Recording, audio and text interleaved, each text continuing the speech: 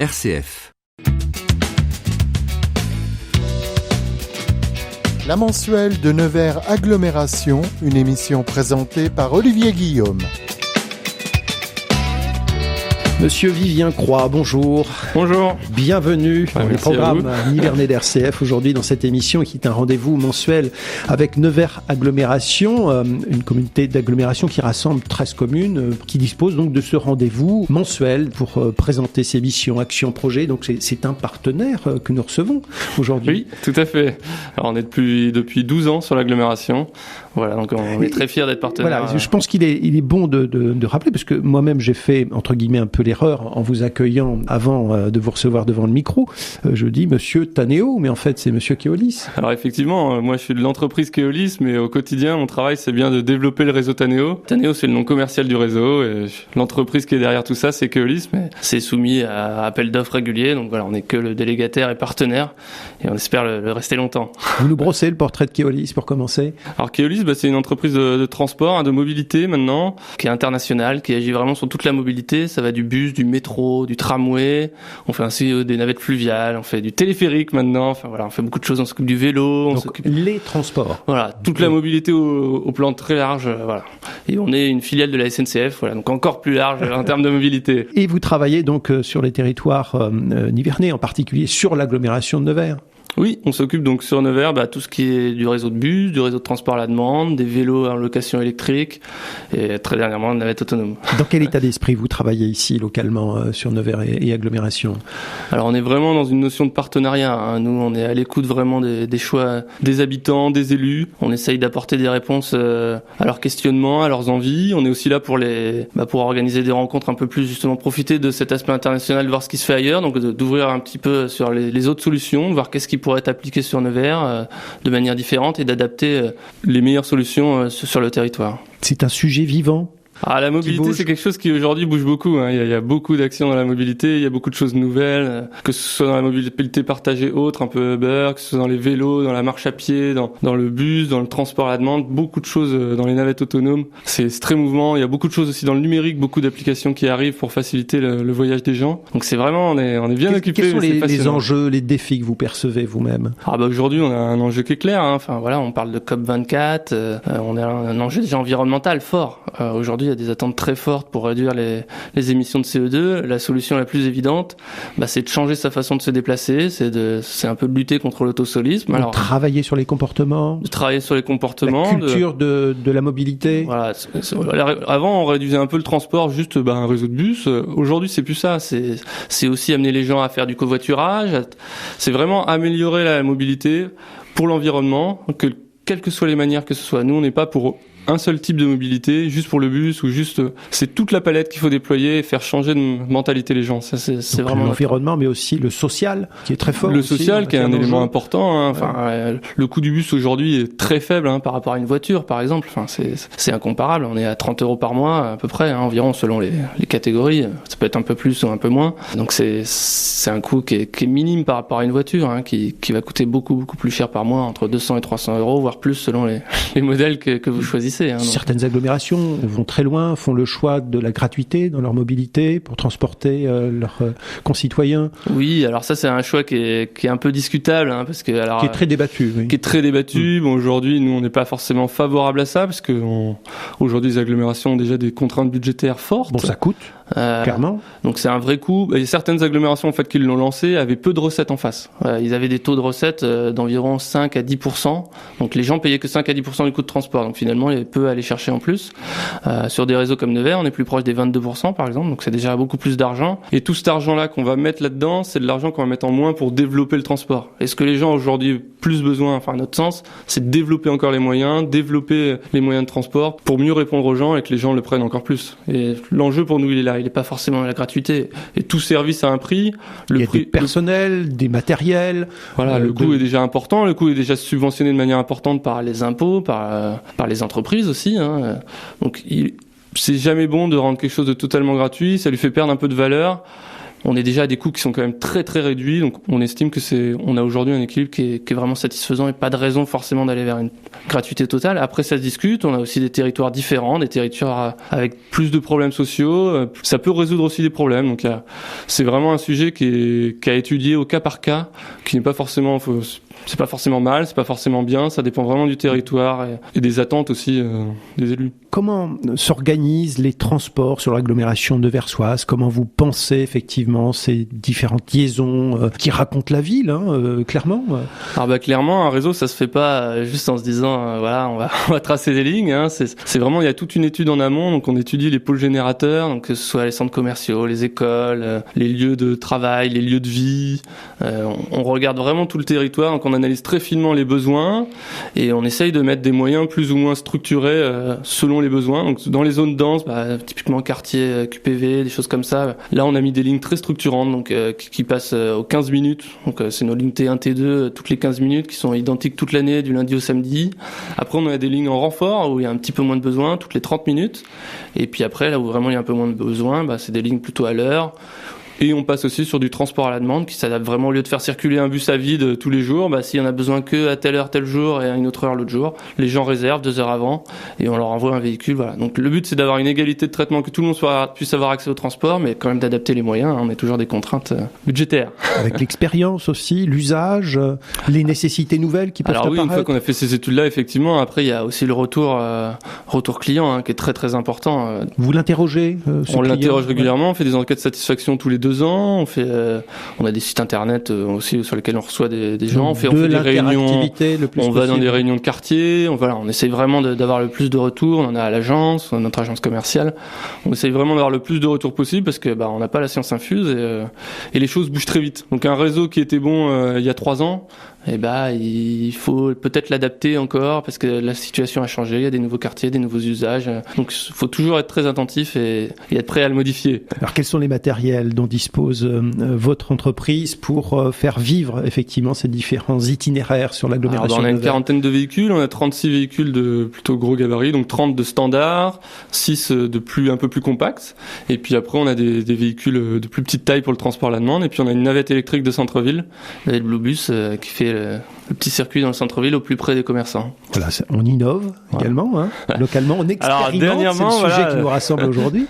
Dernièrement, on a Mais ça fait quand même un petit moment qu'on voit passer effectivement des véhicules expérimentaux, des innovations, des propositions nouvelles qui peuvent parfois déconcerter. Alors oui, on a une grande chance sur ce territoire, c'est qu'on a un territoire qui a envie d'innover, qui a envie de tester des choses, qui est pas dans l'immobilisme. Enfin, clairement, Le public local est friand de ça. On a toujours des bons retours. Les gens, ce qu'on a lancé par exemple, c'est la navette électrique de centre-ville. Voilà, on a très bons retours. Le véhicule est silencieux, propre. Et bien avant cela, il y a aussi l'adaptabilité aussi aux personnes à mobilité réduite. Il y a eu tout un travail. Alors effectivement, l'agglomération a fait les plus accessibles. L'agglomération a fait un gros travail de mise en accessibilité des véhicules, mais ça c'est pas forcément la partie la plus compliquée, même si ça prend toujours du temps parce qu'on renouvelle un véhicule environ tous les 20 ans. Mais pour les intéressés, ce fut une vraie révolution. Mais c'est une vraie révolution parce qu'aujourd'hui il y a beaucoup de personnes en situation de handicap avec des fauteuils roulants. Même temporaire. Oui, même temporaire. Poussette, c'est aussi une sorte de personnes à mobilité réduite. Et aujourd'hui, tous les jours, sur notre réseau, il y a des gens en fauteuil roulant ou à mobilité réduite qui le prennent. Et ça, pour nous, c'est formidable. Enfin, c'est qu'il n'y a plus aucune dépendance. Alors, on a un service aussi spécialisé pour les quelques cas où les arrêts n'ont pas pu être mis en accessibilité. Mais la plupart des gens peuvent quand même le prendre en toute autonomie. Et ça, c'est vraiment ce qu'on recherche avant tout. Et ça, c'est un gros travail de mise en accessibilité des arrêts. Voilà, c'est un budget important qui a été mis par Nevers Agglomération. Et sur les bus aussi. Et de formation aussi. Nous, c'est vraiment aussi former nos conducteurs, les sensibiliser. Une personne âgée qui arrive dans un bus, c'est d'attendre qu'elle soit assise. Ils ont testé qu'est-ce que c'était d'être en fauteuil roulant, de voir quel était l'impact de leur accostage à quai. Enfin voilà, tout ça s'est fait avec des associations, avec l'APF notamment, l'association des paralysés de France, avec Voir Ensemble, Regard Positif, qui sont les associations locales. On travaille beaucoup sur aussi, on a mis en place un SAEIV qui permet, c'est un système d'aide à l'exploitation et d'information voyageurs qui permet de donner le nom des arrêts à haute voix, à l'extérieur et à l'intérieur du bus. Ça, voilà, on a très bon retour des associations de malvoyants. Pour eux, c'est vital. Ça n'existait pas avant.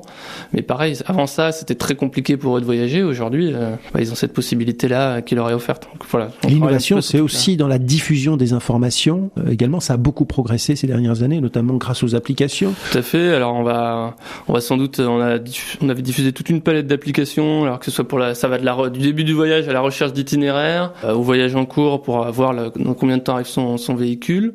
On aura d'ailleurs une nouveauté là qui va arriver normalement en fin d'année où on aura les perturbations qui s'afficheront sur cette application. Donc, quand vous dites la fin d'année, c'est 2019 ? Non, c'est la fin d'année vraiment là, 2018, c'est dans les semaines à venir là. D'accord. Ça devrait arriver. C'est bientôt. Fin de semaine normalement. Très bien. Va bien. Alors, voilà, on a après toute la palette des sites sociaux, hein, Facebook aussi, sur lesquels on diffuse de l'information, on fait des jeux concours. Et puis on a aussi une nouvelle appli qui permet pour tous ceux qui n'ont pas forcément de titres ou qui sont plus occasionnels, ils peuvent acheter leur titre sur smartphone. Ouais, c'est très bien utilisé, ça progresse très fort. On a lancé ça en septembre et on est à plus de 2000 tickets vendus. Et voilà, c'est très bien pour les occasionnels. On a quand même eu pas mal d'occasionnels aussi sur le réseau de Nevers. Et les gens ont juste à télécharger l'appli, acheter avec leur carte bleue et ils le montrent au conducteur. Et voilà, c'est aussi vers ça qu'il faut aller. C'est moins de vente à bord pour un trajet encore plus rapide et plus fluidifié. Alors c'est anecdotique, hein. Ensuite on passera au sujet qui nous rassemble très spécifiquement dans notre émission d'aujourd'hui, dans les programmes Nivernais d'RCF, donc autour de cette navette autonome qui nous transporte pendant la période des fêtes. Je le disais, c'est anecdotique, mais ça a aussi son importance, c'est-à-dire du lien qu'on tisse avec des établissements. Je pense notamment avec le lycée Anna-Colas, où ça permet d'habiller les modes de transport aussi localement. Alors effectivement, on travailler sur l'image. On a cette chance-là, c'est qu'on a des acteurs très très mouvants aussi sur le territoire. Donc la découpe effectivement des bus vient d'un concours qu'on avait fait avec l'école, avec les SAB, le lycée Anna-Colas, sur lesquels il y a toujours le nom du créateur qui avait gagné le concours. On a une très belle découpe grâce locale. Donc ça c'est très sympa. Donc ça témoigne de leur racinement effectivement, de cette culture de la mobilité localement. On travaille aussi avec les AT qui nous fait avec lequel on a lancé la réparation de nos vélos électriques, la réparation aussi des trottinettes électriques là qu'on a lancé en expérimentation aussi, les GB qui sont toujours à la location jusqu'au 31 décembre. Donc on essaye par tout un tas d'acteurs locaux. Donc pourquoi aller chercher loin quand on a tout ce qui est tout près quoi. Localement, on teste beaucoup. Oui, c'est ça qui est bien. Pour moi, en tout cas, en tant que directeur, c'est ça qui est passionnant. Et puis pour toute l'entreprise, hein, c'est vrai que c'est passionnant d'avoir des projets et de bouger.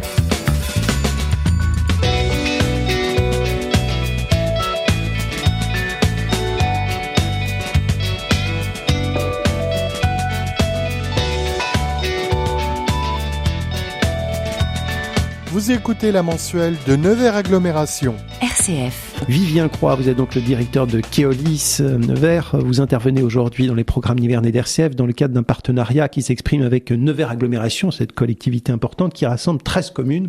Oui. Et qui représente près de 70 000 habitants, donc c'est pas mal. Et en ce mois de décembre, période de fête, Nevers Agglo expérimente Coursinov, c'est son nom, la navette autonome qui circule depuis quelques jours, depuis le 14 décembre, si je ne me trompe. D'où ça vient, ce projet ? Alors ça vient à la base, ça vient d'une convention innovation. Voilà, on avait réfléchi à l'agglomération, on avait envie d'innover. Donc on a signé une convention innovation en juin 2018 avec plusieurs actions, des applications, des démonstrations, des partenariats au CIVIM, et on avait ce projet-là de mettre une navette autonome. Le CIVIM, c'est un grand salon. C'était le salon qui a été réalisé par l'agglomération pour montrer tout un tas d'innovations, qui a beaucoup plu. Qui s'est tenu à la Maison de la Culture. Qui a eu à la Maison de la Culture, plus de 2700 personnes présentes. Donc c'est un beau succès qui se reproduira peut-être, voilà. Et donc c'est né de cette convention-là. On a mené le projet donc avec l'agglomération. C'est venu, cette envie d'innover et aussi de redynamiser le cœur de ville. Voilà, il y a tout un tas, aujourd'hui, l'agglomération est dans une démarche de redynamisation du centre-ville. On apporte notre pierre à l'édifice. Nous, ce qui nous semblait vraiment intéressant, c'est de créer un événement, de tester des choses aussi, parce que c'est une vraie première. C'est une vraie première. Donc pour Keolis, on a lancé beaucoup de choses dans des grandes métropoles, en France ou à l'international. Et on voulait un petit peu sortir de ce cadre, toujours les métropoles. Et on a trouvé un candidat. C'était pas facile. Dire que c'est aussi possible ici localement sur des petites agglomérations. Et que ça a son intérêt surtout. Donc Nevers a été une première ville. C'est pertinent ici localement. Oui, c'est pertinent. Il y a encore à progresser sur la technologie, à progresser sur l'usage, mais en tout tout cas, c'est vraiment pertinent. Dans ce cadre de redynamisation du centre-ville, ça permet vraiment d'apporter le maillon manquant du dernier kilomètre.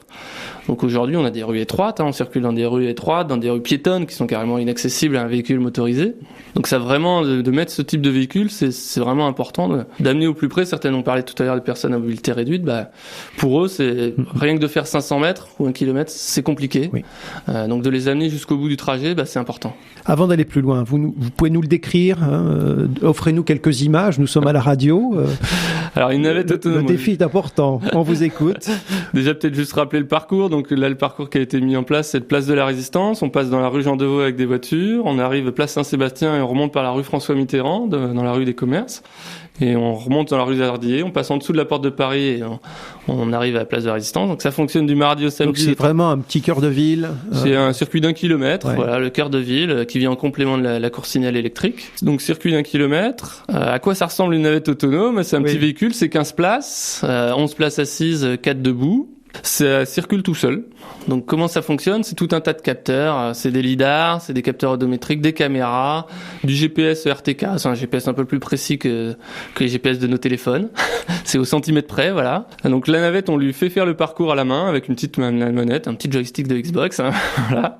Elle apprend tout le parcours avec ses capteurs et après elle le refait d'elle-même. Et elle détecte les éventuels obstacles. S'il y a un problème, s'il y a un obstacle non prévu, voilà, elle s'arrête, elle se met en sécurité. S'il y a un obstacle qui est mouvant, par exemple une voiture ou un piéton, va le suivre à l'allure du piéton ou de la voiture, comme le ferait n'importe quelle voiture ou n'importe quel piéton derrière. Elle est le fruit d'un bureau d'études, d'un long patient travail, d'une entreprise. C'est de la haute technologie. De la haute technologie. Là où on est assez fier aussi, c'est que la technologie française. Elle est bourrée de technologie. Donc c'est fabriqué par Navia, qui est un fabricant français près de Lyon.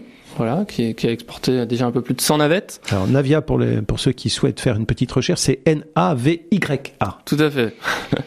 Voilà, donc vous pouvez voir au moins la navette. Enfin, ça, on vous invitera à l'avenir à la découvrir. Donc il n'y a pas de volant, il n'y a pas de pédale. Pas de volant, pas de pédale, il n'y a rien du tout. Il y a juste une petite manette vraiment au cas où. A priori, pas de pilote à bord, mais en l'occurrence, aujourd'hui, un agent est présent quand même. On reste quand même dans le cadre de l'expérimentation. C'est des projets, on n'est pas encore.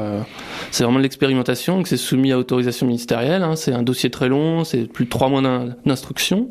Il faut tout préciser, tous les cas de figure qui vont se présenter. Il faut expliquer comment ils vont être réglés, que ce soit par la navette techniquement ou par l'humain à côté. Donc il faut vraiment tout expliciter. C'est un processus assez long, mais c'est pour assurer la sécurité. Enfin, l'objectif, c'est bien sûr. Et surtout pour Keolis, dans toutes ces activités, la priorité numéro 1, c'est la sécurité. Que ce soit avec nos bus, avec des navettes autonomes, tout est pensé pour être sécurité. Enfin, il n'y a rien de pire en se levant le matin que celle dit qu'on a fait un blessé ou au pire un décès à cause d'un manque de sécurité de notre côté. Donc ça, c'est un agent est présent à bord. Donc l'agent est présent. Pour veiller à la sécurité pendant cette période expérimentale. Voilà. Donc il peut reprendre à tout moment les commandes avec la manette. Chaque passager peut aussi appuyer un bouton du virage d'urgence si vraiment il y avait un souci. Des agents ont été formés spécifiquement? Alors c'est des agents localement, c'est des conducteurs, on les remercie. C'est aussi un projet d'entreprise. Voilà. Donc on a fait un appel à volontaires.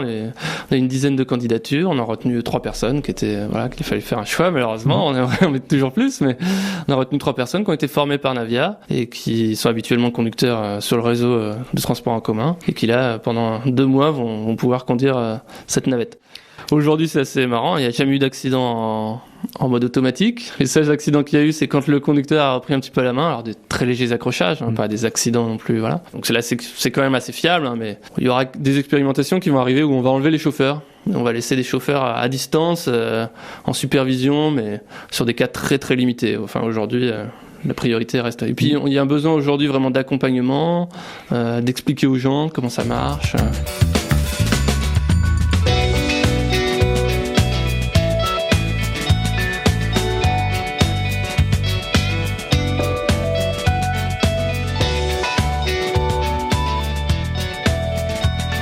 Vous écoutez la mensuelle de Nevers Agglomération. RCF. Vivien Croix, vous êtes donc le directeur de Keolis Nevers et en ce mois de décembre, Nevers Agglo expérimente la navette autonome. On est regardé depuis l'extérieur du département, du territoire. Est-ce qu'on est observé sur cette période expérimentale? On est observé. Est-ce qu'on nous attend?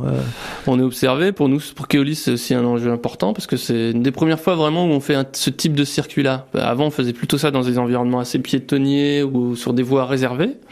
Là, on est vraiment. C'est pas le cas. Là, on est vraiment vraiment dans le flux voiture, et avec le flux piéton aussi. Donc, il y a avec dans des routes qui sont assez étroites, etc. Donc, il y a des vrais enjeux de comment ça va se comporter, comment les gens aussi vont apprivoiser ça. C'est toujours marrant de voir comment les gens vont être autour, se comporter, comprendre où il faut se mettre. Donc, c'est expérimental pour tout le monde? Pour tout le monde a beaucoup à apprendre. Oui. Alors, comment c'est perçu depuis son lancement officiel le vendredi 14 décembre? Pourriez peut-être nous raconter en quelques mots le lancement?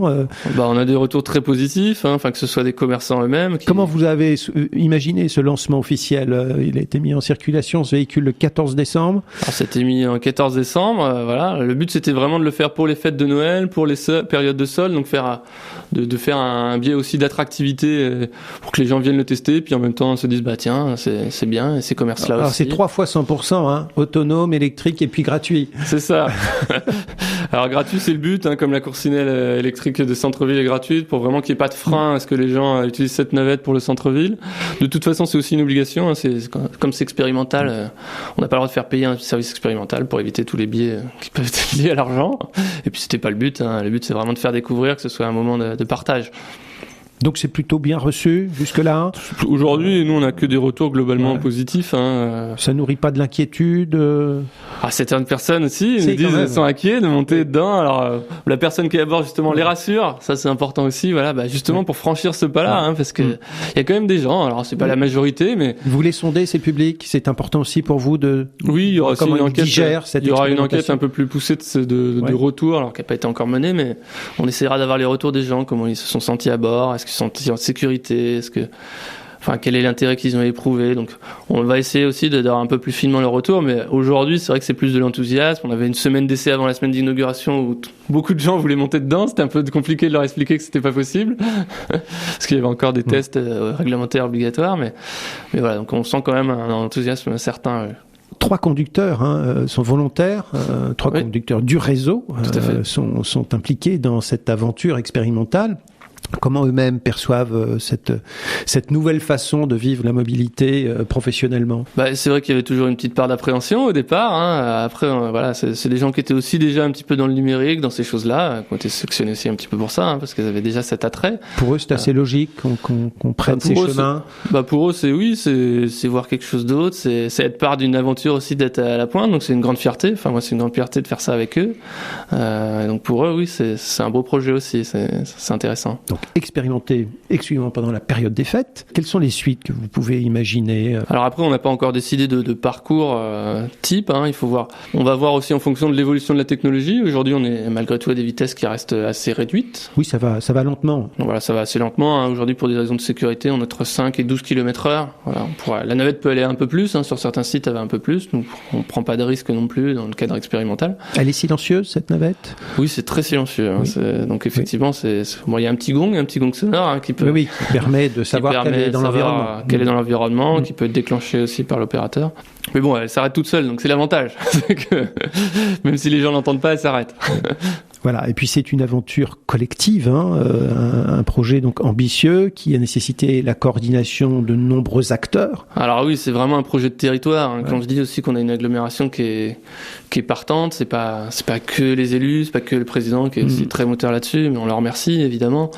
Le vice-président de transport aussi, M. Monet. C'est vraiment le projet de tout un territoire. Donc c'est tous les services de la ville, que ce soit la voirie, les espaces verts, le service des commerces, l'agglomération qui a mené aussi le projet pour toutes les subventions, pour coordonner tout ça.